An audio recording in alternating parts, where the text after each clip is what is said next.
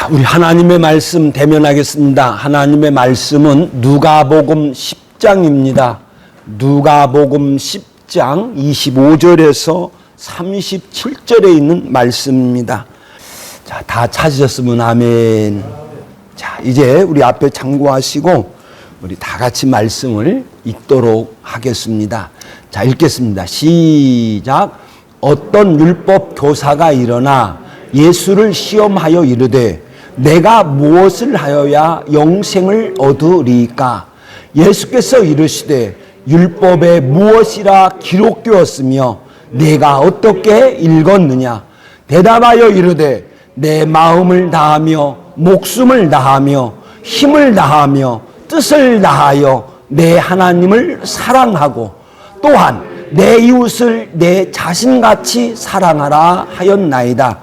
예수께서 이르시되 내 대답이 옳도다. 이를 행하라.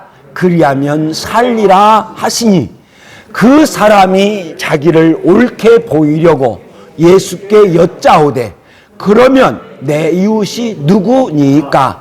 예수께서 대답하여 이르시되 어떤 사람이 예루살렘에서 여리고로 내려가다가 강도를 만나매 강도들이 옷을 벗기고 때려 거의 죽게 된 것을 버리고 갔더라. 마침 한 제사장이 그 길로 내려가다가 그를 보고 피하여 지나가고 또 이와 같이 한 레위인도 그곳에 이르러 그를 보고 피하여 지나가되 어떤 사마리아 사람은 여행하는 중 거기 이르러 그를 보고 불쌍히 여겨 가까이 가서 기름과 포도주를 그 상처에 붓고 싸매고 자기 짐승에 대어 주막으로 데리고 가서 돌보아 주니라. 그 이튿날 그가 주막 주인에게 데나리온 둘을 내어 주며 이르되 이 사람을 돌보아 주라. 올 때에 답으리라 하였으니 내 생각에는 이 세 사람 중에 어떤 강도 만난 자의 이웃이 되겠느냐? 이르되 자비를 베푼 자니이다. 예수께서 이르시되 너도 이와 같이 하라 하시니라. 아멘. 오늘 이 시간에는 제가 잠깐 기도하고 싶은 마음이 생겼습니다. 그래서 잠깐 기도하겠습니다. 하나님, 우리 성도님들 연약하지만 지팡이를 의지하여 주님 앞에 나와서 예배를 드렸습니다. 이 예배 중에 또한 말씀을 전하는 중에 먼저는 이 종을 사용하여 주셔서 말씀을 다 전할 수 있도록 은혜를 베풀어 주옵소서. 또한 아버지 하나님 이 시간 여기에 말씀을 듣는 무리 위에 놀라운 은혜를 허락하여 주옵소서. 특별히 아버지 하나님 간절히 원합니다. 사망의 음침한 골짜기에서 나와서 주의 성전을 바라보면서 예수님을 바라보면서 이 시간 주님 앞에 나온 저 김옥녀 권사에게 은혜를 허락하여 주시옵소서. 기뻐 뛰며 영광 돌릴 수 있도록 은혜를 베풀어 주옵소서. 예수님의 이름으로 기도드리옵나이다. 아멘. 예수님께서 파송한 70명의 제자들이 기뻐하며 돌아왔습니다. 귀신들이 자기들에게 항복하는 것을 보고 참 기뻐하면서 돌아왔습니다. 그리고 예수님에게 주님, 내가 주 이름으로 명령하면 귀신들도 항복하더이다. 이렇게 고백하였습니다.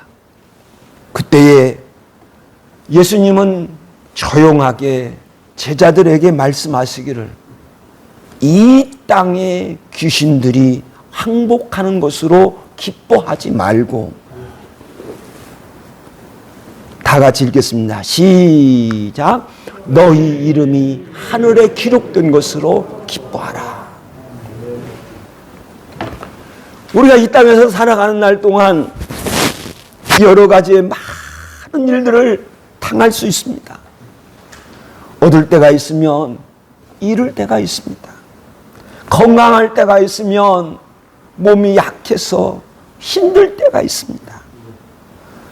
그러나 우리 성도님 여러분, 이 시간 제가 말씀을 준비하면서 간절히 내 자신에게도 소원하고 또 우리 성도님들에게 간절히 원하는 것은 이 세상에서 어떤 일이 있다 할지라도 거기에 일희일비하지 마시고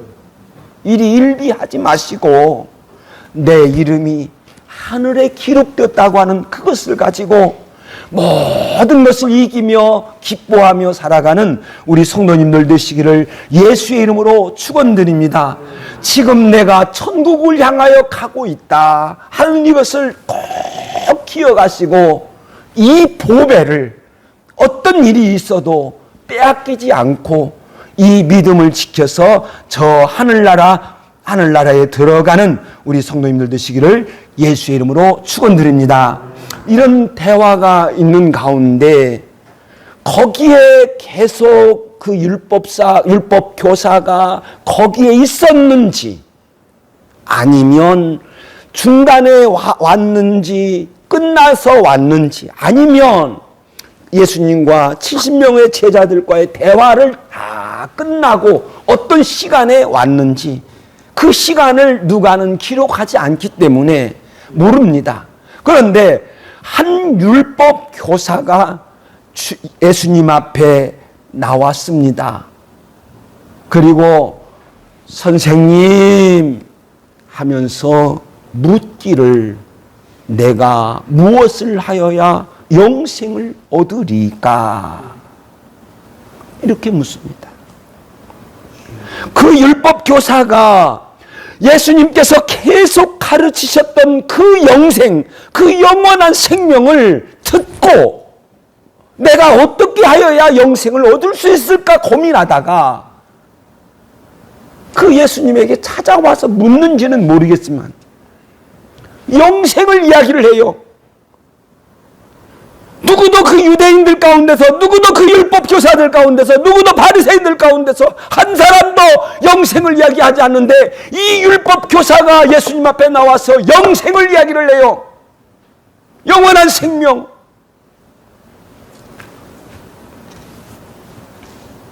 저 영생은요 너무나 귀한 겁니다. 저 영원한 생명을 가진 자는 죽음도 이길 줄로 믿습니다. 영생을 가진 자는 죽음이 오히려 천국의 문을 열어주는 길이 될 줄로 믿습니다. 저 영생을 받은 자는요 정말 말씀을 공부하며 보다 보면 하나님의 사랑을 듬뿍 받은 자들입니다. 로마서 5장 5절에 있는 말씀에 보면 읽겠습니다. 시작. 하나님의 사랑이 우리의 마음에 부은 바 됨이니. 아멘. 자꾸 그 예배 시간에 배종률 집사님 들어와. 말씀을 들어야지.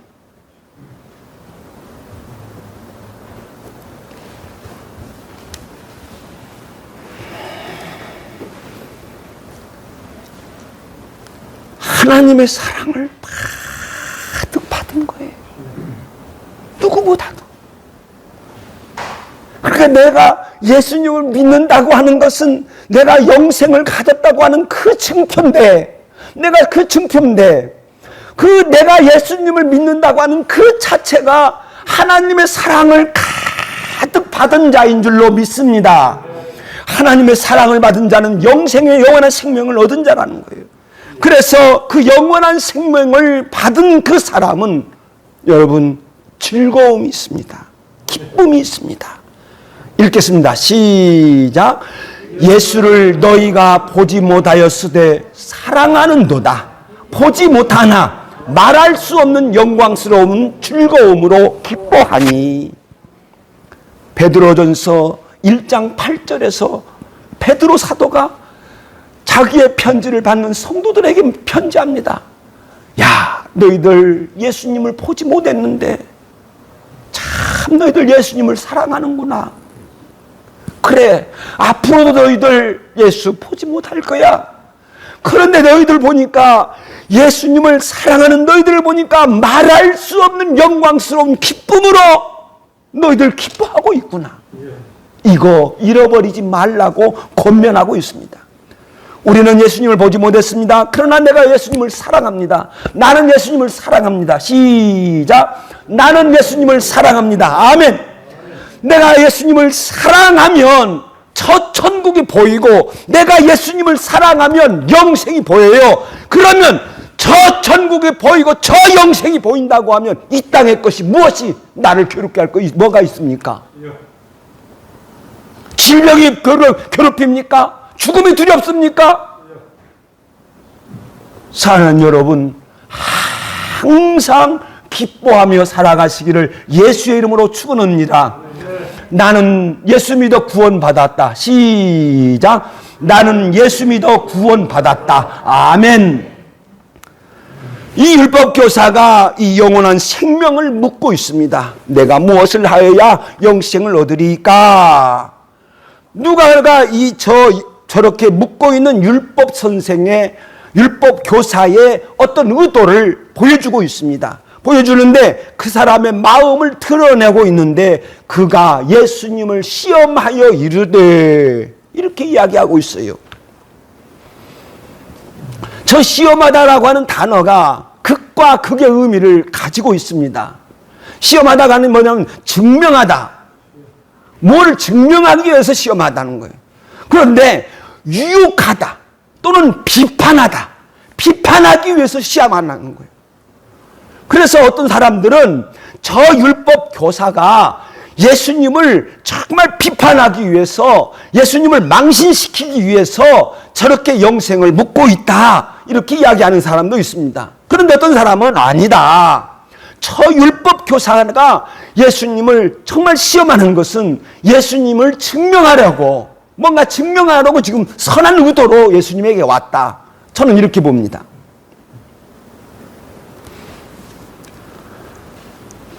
이 말씀을 전체를 쭉 읽어보면 이 율법 교사가 위선적인 마음을 가지고 예수님에게 찾아오지 않았습니다. 물론 조금 이따 누가가 그 율법 교사의 의도를 또 마음을 드러낼 때가 있는데, 그러면 약간 교만스러운 것이 있습니다. 그런데 정말 저는 이 말씀에 좋은 의미로 이렇게 말씀을 했다고 보는데, 이 질문을 받은 그 율법 교사의 대답이 정말 옳아요. 내가 무엇을 하여야 영생을 얻으리까? 율법 교사가 이렇게 묻자, 예수님은 율법 교사에게 대답하는 대신 질문으로 대답을 합니다.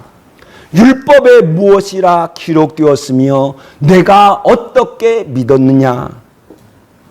율법에 무엇이라 기록되었는가 말씀을 묻으면서, 그러면 네가 그 율법에 기록된 그 말씀을 너는 어떻게 읽었느냐? 성경을 어떻게 보느냐? 이게 아주 중요합니다. 성경에 있는 그 말씀이 있는데 그 말씀을 어떤 각도에서 보느냐, 이것이 너무나 중요한 거예요. 그래서 예수님은 너는 어떻게 읽었느냐? 이렇게 질문합니다. 그러니까 율법교사가 예수님의 질문에 답을 합니다. 자, 읽겠습니다. 시작. 내 마음을 다하며 목숨을 다하며 힘을 다하며 뜻을 다하여 주 너의 하나님을 사랑하고 또한 내 이웃을 내 자신과 같이 사랑하라 하였나이다. 아멘.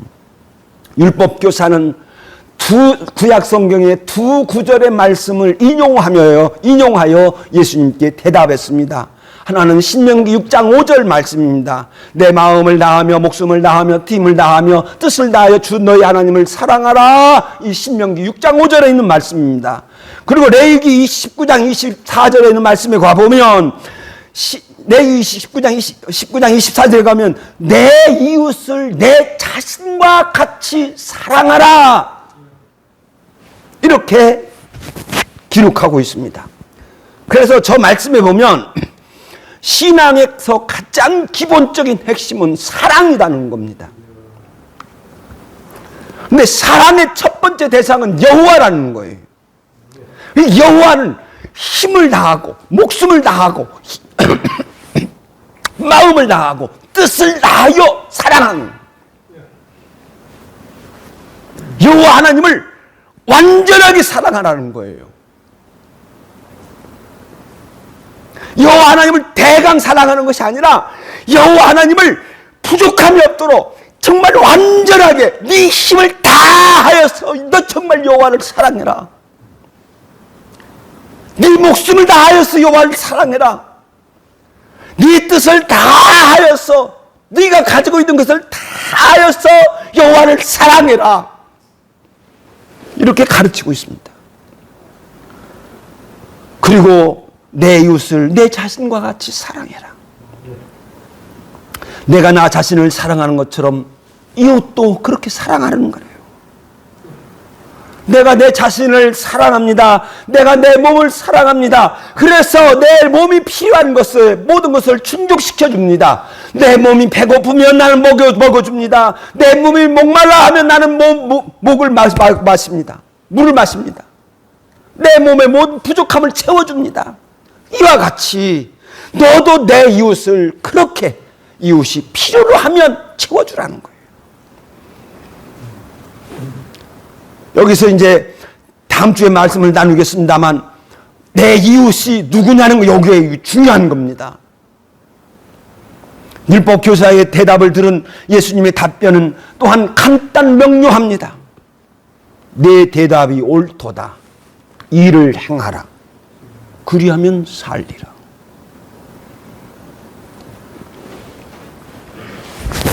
만일 어떤 사람이 율법의 요구대로 모든 것을 행할 수만 있다면, 율법의 요구를 완전히 충족시킬 수 있다면 그 사람은 영생을 얻을 수 있다는 거예요.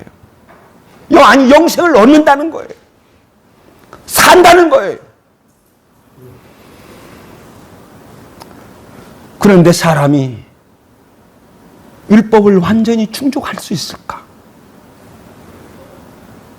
로마서 7장에서 바울 사도의 고민을 그대로 드러내고 있습니다. 바울 사도가 묻습니다. 율법이 죄냐? 율법이 죄냐? 아니다. 그럴 수 없다. 절대 아니다. 율법이 죄가 아니다. 그건 율법이 뭐냐? 율법은 하나님이 주신 것으로 율법은 거룩하고 계명도 거룩하고 의로우며 선하도다.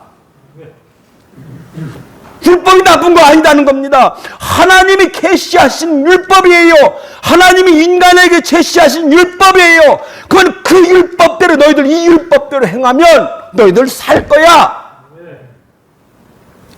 그래서 율법은 거룩하고 의롭고 선하다. 이렇게 가르치고 있습니다. 그런데 읽겠습니다. 시작. 생명에 이르게 할 그 계명이 내게 도리어 사망에 이르게 하는 것이 되었도다. 율법을 온전히 순종하면 생명을 얻게 하는 그 계명이 지금 내게 도리어 내게 사망이 되었다. 지금 그 계명이 나를 죽이고 있다는 거예요. 계명이 내가 죄인인 것을 그 계명으로 인하여서 깨닫게 됩니다. 그래서 율법은 신령한 줄 알거니와 죄는 살아나고 나는 죽었도다. 계명이 나에게 이르렀는데 죄가 살아납니다. 왜냐하면 이 죄가 나를 정죄하고 있습니다. 계명이 나에게 죄를 깨닫게 합니다. 그러니까 나는 죄인이기 때문에 죽었다. 이렇게 고백합니다. 그래서 율법은 신령한 줄 알거니와 나는 육신에 속하여 죄 아래에서 팔렸도다. 율법은 분명히 하나님에게서 온 것으로 신령한 것인데 문제는 나 자신이야. 내가 육신에 속하여서 죄를 짓고 말아. 내가 읽겠습니다. 시작. 내가 원하는 바 선을 행하지 아니하고 도리어 원하지 아니하는 악을 행하였도다. 아멘. 여러분들도 다시 한번 아멘. 시작. 아멘.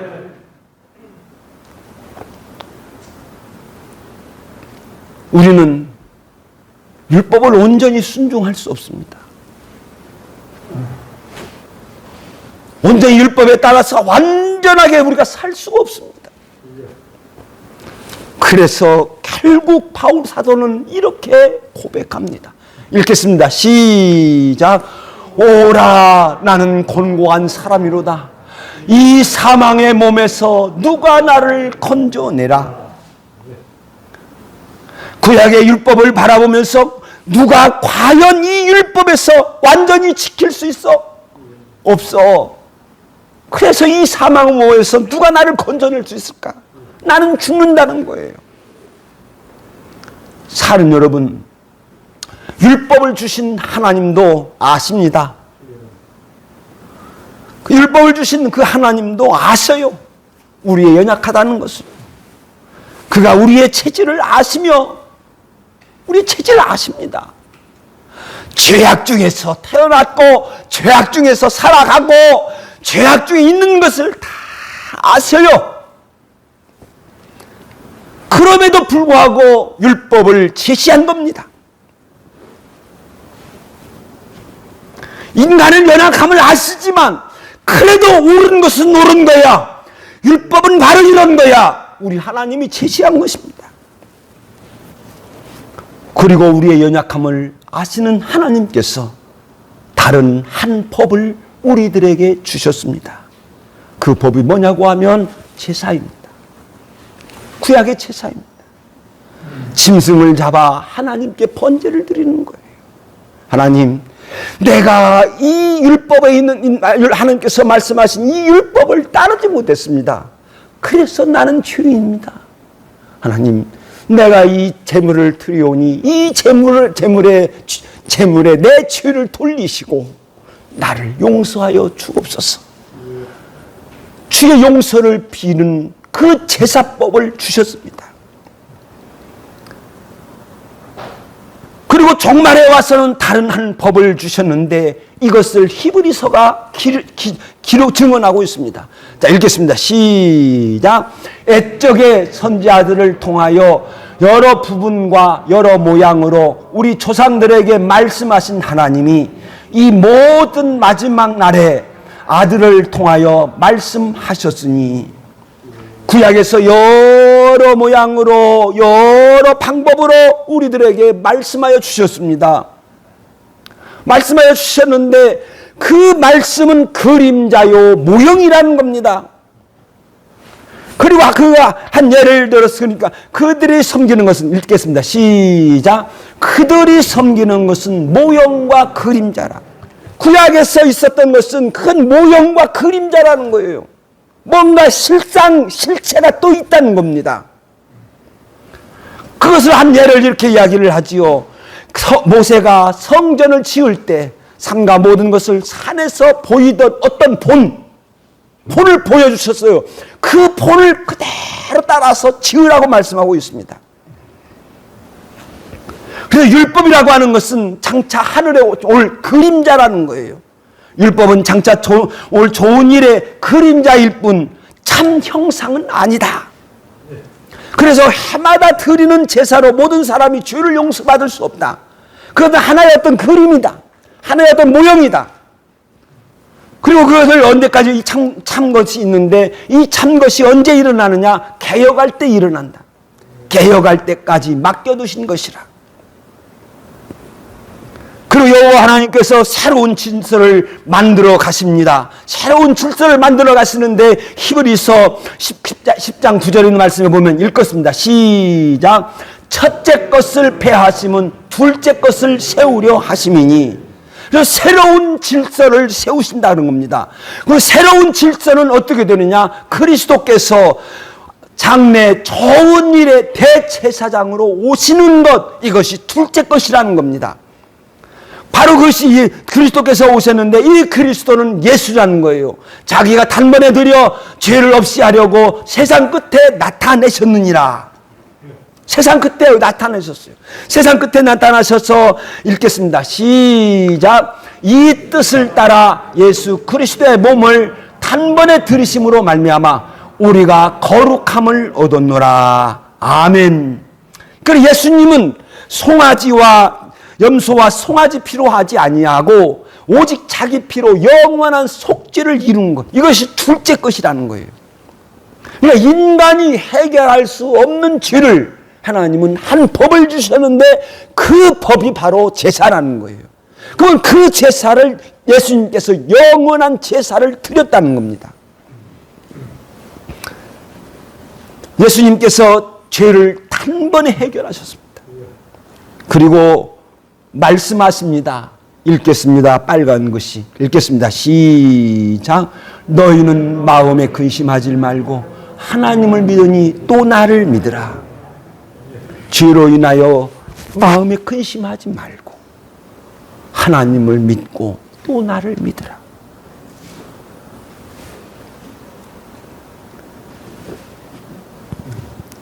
그 이름이, 죄로 인하여 마음에 근심하지 않고 예수님을 믿는 자, 그 이름을 믿는 자는 그 이름이 하늘에 기록되어진 줄로 믿습니다.